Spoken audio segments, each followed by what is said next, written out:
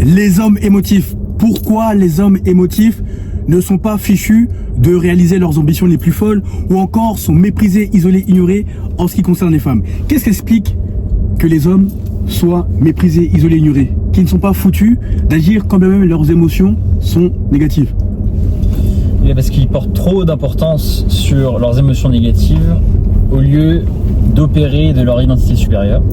Si vous opérez de votre identité supérieure, comment votre identité supérieure penserait, se sentirait, comment elle parlerait et comment elle agirait. Et c'est comme ça qu'il faut visualiser votre vie, parce que ce que la physique quantique a prouvé, c'est qu'une réalité ne peut pas exister sans son observateur correspondant. C'est-à-dire que votre réalité ne peut pas exister sans une identité liée. Or, si vous voulez accélérer le processus de création de votre réalité désirée, il faut que vous vous imprégniez de l'identité correspondante. Et cette identité correspondante, souvent, c'est OK, quelle est la version de moi-même qui inéluctablement et inévitablement va attirer cette réalité désirée? Si vous vous posez la question, votre vous supérieur, eh bien, vous allez penser, OK, comment cette version de moi 10.0 pense-t-elle, se sent-elle, parle-t-elle et agit-elle? Et c'est comme ça qu'il faut opérer, si vous voulez, attirer votre réalité désirée. Et non pas comme l'ancienne version de vous-même ou la plus basse version de vous-même qui laisse les émotions négatives et les démons en spiritualité ou les égrégores prendre le dessus sur votre réalité. Et comment tu expliques que de nos jours, les hommes versent plus dans les émotions négatives que positives, au point où ils se trouvent des excuses pour s'auto-saboter? C'est un fléau. Je pense que tout vient du système de pensée. Avec un mauvais système de pensée, vous avez une mauvaise perception de la vie. Et si vous avez une mauvaise perception de la vie n'est qu'un miroir. Donc forcément, vous qui avez une mauvaise perception de la vie va vous refléter ça. Elle va vous cimenter votre perception. C'est-à-dire qu'elle va vous renvoyer des événements, des personnes, des conditions, des circonstances négatives pour solidifier ce système de pensée.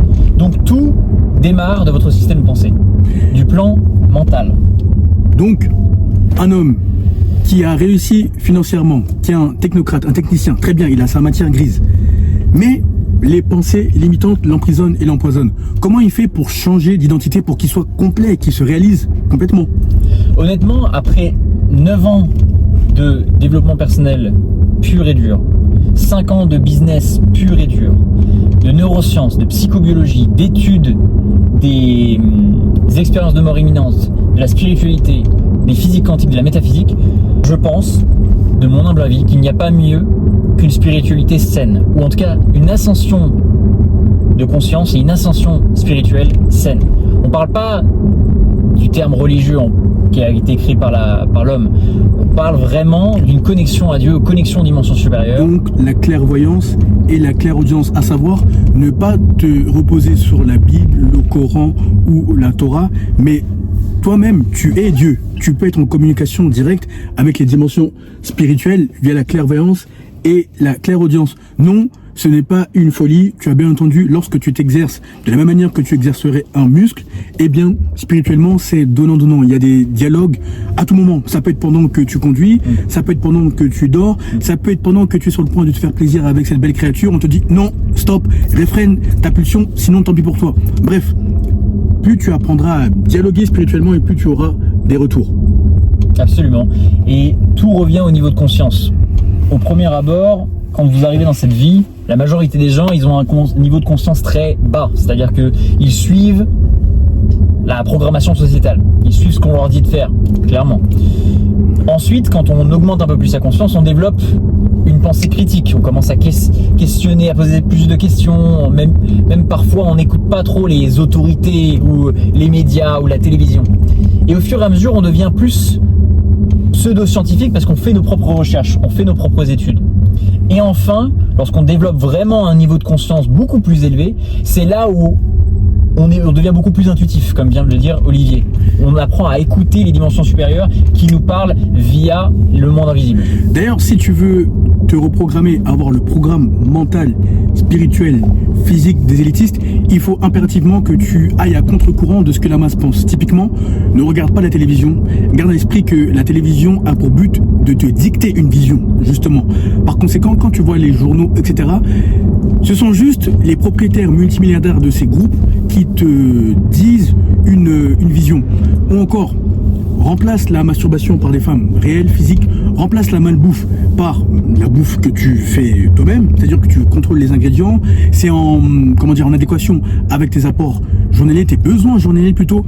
Bref, même au niveau des gens que tu côtoies, moi je suis qu'avec des gagnants. Honnêtement, que ce soit la diplomatie, le business, la spiritualité, la métaphysique, le sport, pour moi, on est obnubilé par la productivité et la positivité. Je t'assure que lorsque tu te reprogrammes au quotidien et via des conversations que tu as avec des gens, eh bien, tu auras l'impression qu'il y a deux réalités. C'est-à-dire, il y a ceux qui sont encore dans la masse, dans la matrice, certains diront, et il y a ceux qui ont créé leur réalité sur mesure. Et tout commence par ton conditionnement. Absolument, absolument. Le conditionnement, un autre mot pour parler du conditionnement, c'est la reprogrammation du subconscient. Il faut savoir que votre cerveau est majoritairement, pour que ça soit simple dans cette vidéo, majoritairement en deux parties, le conscient et le subconscient. Le conscient représente 5% de votre esprit, le subconscient représente 95% de votre esprit. 95% des choses que vous pensez, que vous ressentez, que vous dites et que vous faites quotidiennement sont dictées par votre subconscient. Qu'est-ce que ça veut dire? Ça veut dire que si vous n'avez pas la bonne programmation subconsciente, vous allez constamment vous auto-saboter. Et c'est ce que la majorité des gens font, n'est-ce pas, Olivier? D'ailleurs, ça me faisait penser à un client que Hugo a eu, il va développer. Dans le sens où, si une personne te donne tous les outils pour te développer, là je parle dans le monde digital, mais dans le monde physique, même si un diplomate ou un industriel il vient te voir et te dit écoute, moi je te fais confiance, j'aime ta manière d'être, tu es mon poulain et je suis ton mentor, en gros, je te donne telle somme, je veux que tu la fasses fructifier ou je veux t'aider à la fructifier, mais moi je veux que tu sois, voilà, mon égal. Même si on te donne tous les outils aussi bien digitaux que physiques, tant que là-dedans le subconscient ne sera pas reprogrammé, eh bien tu t'auto-saboteras et tu retourneras à la case départ. Sans oublier les belles créatures, avant que Hugo prenne la parole, même si on te donne les plus belles créatures, on te présente 10 beautés qui correspondent à tes critères de beauté, justement, tu seras devant elle, tu vas t'auto-saboter. Tu vas te poser des questions à la con comme est-ce que je vais bander? Est-ce que elle m'apprécie? Est-ce que je vais pouvoir la faire jouir? Bref, des questions qu'aucun homme sensé ne devrait se poser. Au contraire, quand tu es dans le feu de l'action, tu bourrines. Enfin, ce que j'essaie de te faire comprendre, c'est que le doute, la peur, l'incertitude ne doivent plus faire partie de ta réalité. Ainsi, tu constateras que les circonstances te souriront aussi bien devant ces belles créatures que devant ces investisseurs, que devant ces diplomates ou même devant tes supérieurs hiérarchiques si tu es fonctionnaire ou salarié. Donc, qu'est-ce qui arrive quand un homme s'auto-sabote constamment malgré les outils qu'on lui donne dans le monde digital? Eh bien, en fait, cet homme va potentiellement prendre le meilleur programme possible, le meilleur mentorat possible, le meilleur coaching possible et quand même ne pas réussir à trouver des résultats.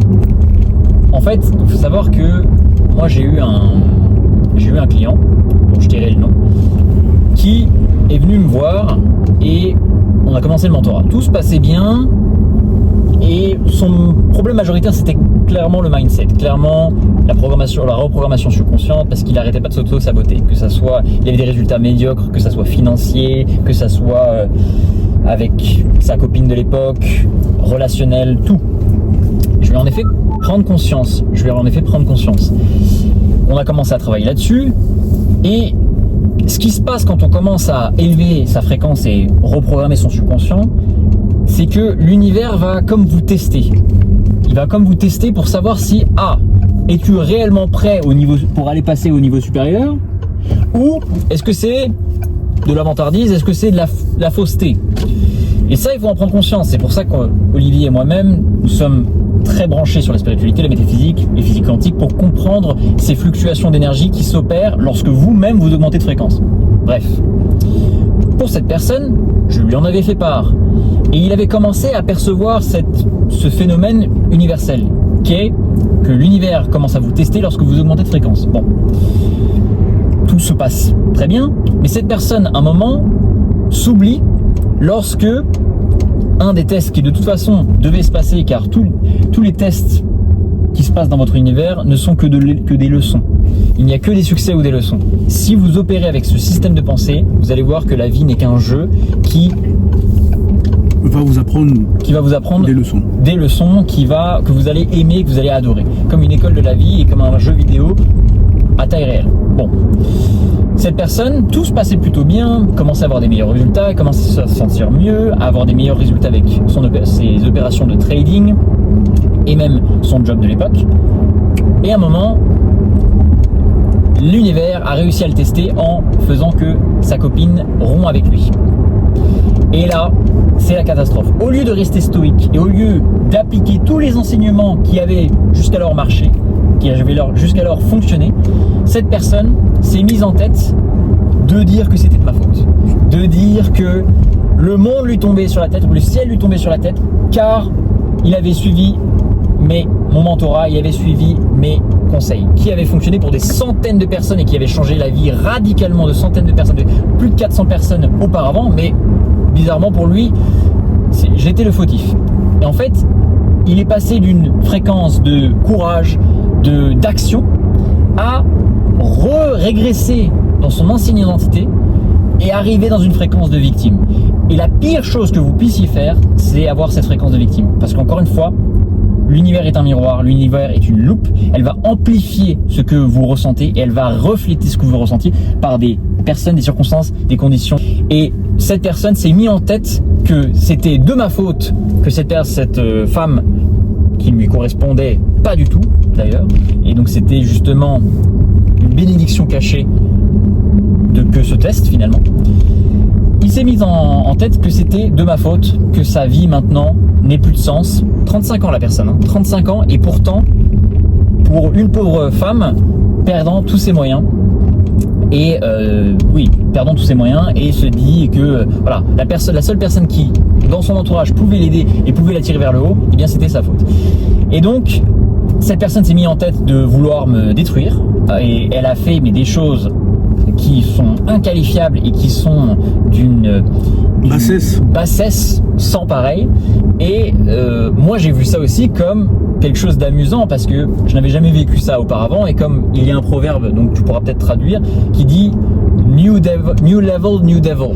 À chaque niveau, un démon se profile, quoi. Un nouveau démon dont on ne connaissait pas l'existence auparavant. C'est pour ça que quand vous allez augmenter de fréquence, augmenter de niveau dans votre vie, eh bien il y a toujours des nouveaux challenges qui semblent vous essayer de vous prendre un peu au dépourvu parce que vous n'avez jamais vécu ces challenges-là auparavant. Eh bien c'est la même chose. Mais en fait tout est une question de perception. C'est-à-dire que moi j'ai vu ça comme bon, très bien, c'est un nouveau challenge. Je n'avais jamais vécu une telle trahison auparavant d'un client. Eh bien écoutez, ça arrive. Il faut être détaché. Il faut voir ça comme une école, ou en tout cas une école de la vie, une leçon. En tout cas bref, tout ça pour revenir sur le point d'Olivier. Effectivement, le problème auquel nous nous confrontons quotidiennement, c'est que nous essayons d'aider ce genre de personnes, ce genre d'hommes qui ont besoin d'enseignements stoïques, d'enseignements métaphysiques, d'enseignements spirituels et d'enseignements de mindset.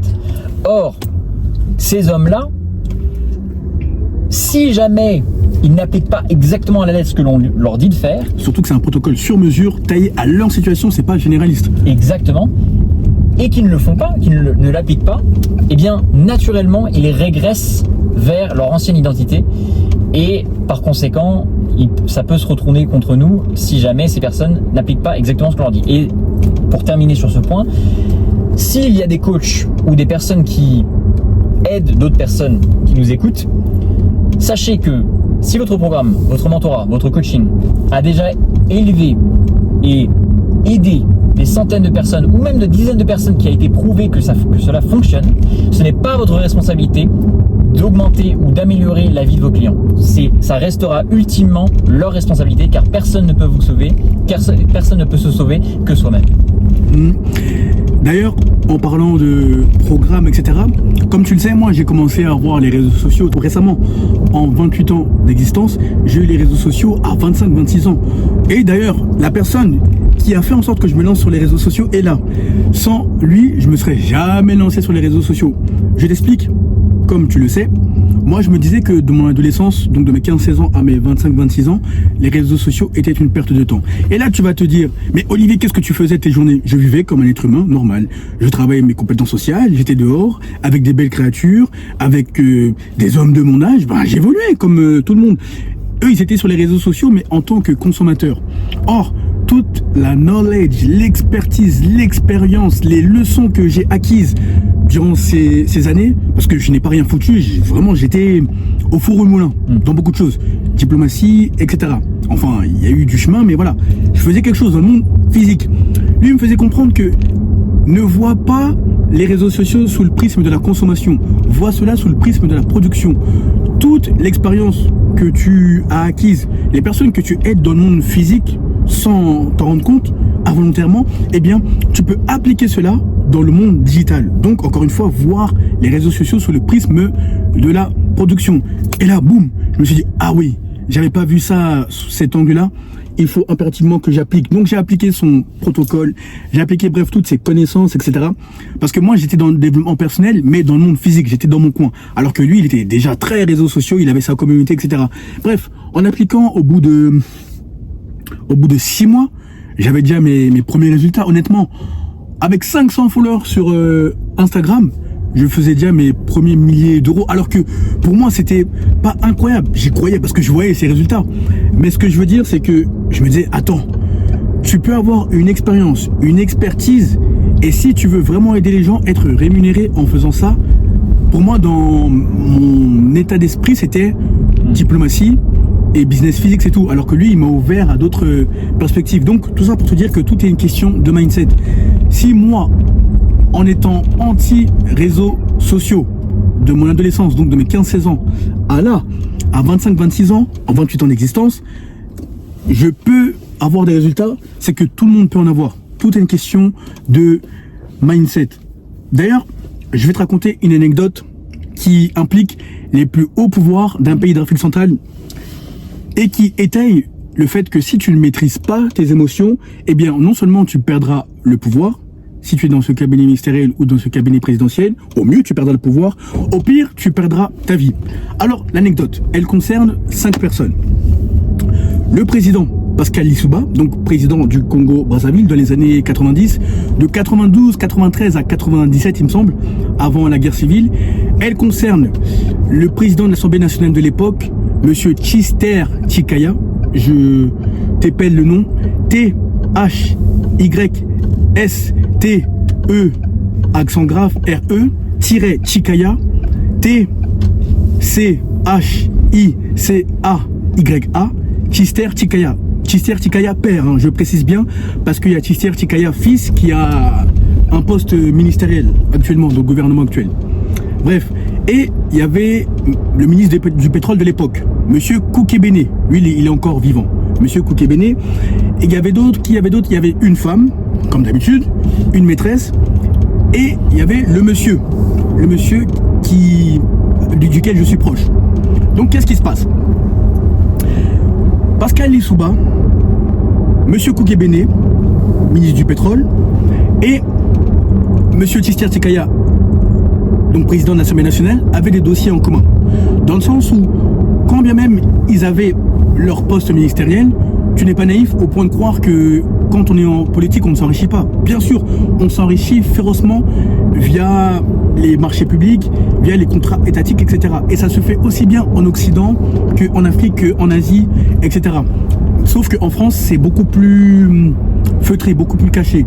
Dans le sens où les ministres, eux, ils se rémunèrent sur les gros contrats industriels, donc d'armement, de nucléaire, etc.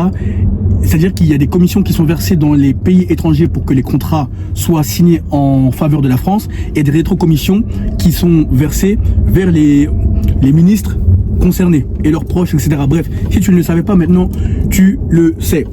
Et le point est que au Congo-Brazzaville, ces 3 personnes avaient des dossiers en commun. Donc, il y avait une réunion qui devait avoir lieu entre, je répète, le président Pascal Lissouba, le président de l'Assemblée nationale, Monsieur Tchister Tchikaya, et Monsieur Koukébéné, le ministre des hydrocarbures. Maintenant, Monsieur Tchister Tchikaya avait une maîtresse. Et le jour de ce rendez-vous, donc Monsieur Koukébéné appelle Monsieur Tchister Tchikaya, mais où est-ce que tu es, etc. Ce n'est pas l'intéressé qui répond, et c'est la femme. Automatiquement, c'est la femme qui répond, et elle lui fait comprendre qu'il ne viendra pas. Or, moi j'ai rencontré cette femme, dont je tairai le nom, je l'ai rencontrée une fois. Très gentille, elle cuisine très bien d'ailleurs. Mais cette femme avait pour particularité de préparer le lit de ce monsieur. Par préparer le lit, j'entends que spirituellement, elle le travaillait en fait pour que ce soit un béni oui qui soit soumis à ses désirs. Mais lui, il n'avait pas compris ça. Maintenant, le monsieur dont je tairai le nom, lui, il connaissait les deux personnes. C'est lui qui m'a amené chez la maîtresse et qui connaissait aussi monsieur Tchister Tchikaya. Donc il était proche des deux. Mais je tairai le nom de ce monsieur-là parce que je le connais, c'est comme un mentor, on peut dire. Et il dit au président de l'Assemblée nationale, Tchister Tchikaya, monsieur, je pense que vous devriez laisser cette femme parce que spirituellement, elle n'a pas vos intérêts à cœur. Il dit oui, non. Il lui demande, mais qu'est-ce que vous lui trouvez à cette femme? Oh, c'est pour les petites choses. Par petites choses, il entendait rapport sexuel, quoi. Dès que monsieur Tchister Tchikaya a dit ça, mon mentor a tapé la tête contre le mur, il a dit, ah, mon grand, il l'appelle comme ça, mon grand est foutu. Donc, au point où elle a réussi à s'accaparer des biens de monsieur Tchister Tchikaya et à vendre les biens. Tu vois jusqu'où ça va? Non seulement ça te fait rater des dossiers, alors que le ministre du pétrole, monsieur Koukébéné, et le président de l'époque, Pascal Lissouba, t'attendent, ça te fait rater des dossiers parce que tu es au lit avec un vagin, et aussi, tu es sous un esprit de domination, sous un esprit de contrôle, tu n'arrives pas à te séparer de cette femme au point où elle s'accapare de tes biens. Bon, premier pan de cette anecdote terminé. Deuxième pan, qu'est-ce qui va se passer? Maintenant, il s'avère que mon mentor, dont je tais le nom, va rencontrer monsieur Koukébéné dans son appartement parisien. Et il va sortir le nom de cette dame, dont je tairai le nom. Ah ben non, je vais taire son nom quand même. Dont je tairai le nom, sa maîtresse. Dès que mon mentor a sorti le nom de cette femme, monsieur Koukébéné, ministre du pétrole de l'époque, lui a dit, je ne veux plus jamais te voir, la porte est là. Il a ouvert la porte, je ne veux plus jamais le voir. Je lui ai dit, mais qu'est-ce que j'ai fait, etc. Tu n'aurais jamais dû prononcer ce nom. Bref, qu'est-ce qu'on retient de cette anecdote relativement longue ou courte, en fonction de ta capacité d'attention? On retient qu'il faut avoir les compétences sociales pour savoir quand se taire, quand observer, quand s'affirmer. Et on retient surtout que, encore une fois, il faut savoir analyser les femmes spirituellement, métaphysiquement. Il faut toujours privilégier ta réussite, ta réalisation, le fait de te réaliser, car peu importe ce cabinet ministériel, ce cabinet présidentiel, je t'assure que tu retomberas à la case départ. Et tu ne veux surtout pas que ça t'arrive. Absolument. Absolument. Moi, j'ai connu beaucoup d'hommes qui ont perdu le contrôle émotionnel, le contrôle mental sur leur réalité à cause de simples femmes. Et ce problème est récurrent car la majorité des hommes n'ont pas assez d'amour propre. Qu'est-ce que j'entends par amour propre? On ne parle pas de respect de soi, on parle d'un réel amour pour sa personne. Aucune femme ne pourra combler le vide que vous avez à l'intérieur de vous jusqu'à ce que vous vous développiez tellement que l'amour-propre est inévitable. Olivier et moi-même, nous avons développé tellement nos compétences dans plein de domaines différents, dans plein de sphères différentes, qu'en fait, il est impossible pour nous de ne pas avoir d'amour-propre, car nous nous sommes prouvés maintes et maintes fois que nous pouvons nous faire confiance, nous avons performé sur certains domaines et que nous donc méritons, entre guillemets, mais inconsciemment, nous méritons inconsciemment cet amour que nous nous portons. Par conséquent, cela se retranslate en confiance en soi, cela est inéluctablement très attirant pour les partenaires de business ou les femmes en règle générale, mais la majorité des hommes ne comprennent donc pas que toutes ces femmes, tous ces vagins, comme dit Olivier, ne combleront pas le manque d'amour que vous ressentez. Vous devez d'abord travailler sur vous-même de manière profonde, même inconsciente, subconsciente, sur le subconscient, reprogrammer tout ça, et ensuite vous allez voir que non seulement vous allez développer beaucoup plus de discernement lorsqu'il s'agit des femmes, mais en plus, vous allez attirer bien meilleures candidates. Bien meilleures candidates. Donc arrêtez de chercher ce dont vous avez besoin à l'extérieur de vous et développez-vous à l'intérieur. Et c'est ce dont Olivier enseigne dans ses programmes, ainsi que moi-même. On vous aide à reprendre contrôle de votre réalité car vous êtes beaucoup plus puissant que vous ne le pensez, vous êtes un créateur beaucoup plus puissant que vous ne le pensez et tout commence par l'interne. Oui, malheureusement là tu es dans la réaction au lieu d'être dans la création. Et je t'assure que lorsque tu es aligné mentalement, émotionnellement, physiquement, spirituellement, métaphysiquement, bref, lorsque tu es aligné aussi bien de manière visible que invisible, eh bien les circonstances te souriront. Les hommes et les femmes n'auront pas d'autre choix que de se soumettre à ta volonté. Et je t'assure que plus tu évolues en version de toi-même, donc la version 1, 2, 3, jusqu'à 10, etc., et meilleures les femmes que tu côtoieras seront. Car elles seront dans l'optique suivante. Ok, soit je m'aligne sur sa vision, je m'aligne sur ce qu'il fait, soit je comprends que je vais dégager. Tu n'auras pas besoin de le dire, de le crier sur tous les toits, mais par ta manière d'être, tu seras tellement imposant, tu seras tellement rigoureux en imposant tes critères, tes standards, que elle le comprendra. Donc je pense qu'on va conclure là. Comme d'habitude, dans la description de cette vidéo, tu as deux liens. Premier lien, tu as mon Instagram. Tu as juste à m'envoyer le message pouvoir afin que nous échangions brièvement et que je m'assure que tu corresponds à mon programme, que ça fait sens que nous travaillons ensemble et surtout que tu es prêt à investir sur toi. En effet, je privilégie la qualité à la quantité. Je n'accepte pas tout le monde et heureusement d'ailleurs. Deuxième lien, tu as mon agenda digital. Cette fois-ci, nous échangerons de vive voix afin que je m'assure encore une fois que tu corresponds à mon programme, que ça fait sens que nous travaillons ensemble. Applique férocement tout ce que tu as entendu, réfléchis-y, prends des pauses, médite, obtiens des résultats phénoménaux et comme d'habitude, tu as les deux liens. Bonne réussite, à très vite. À la prochaine.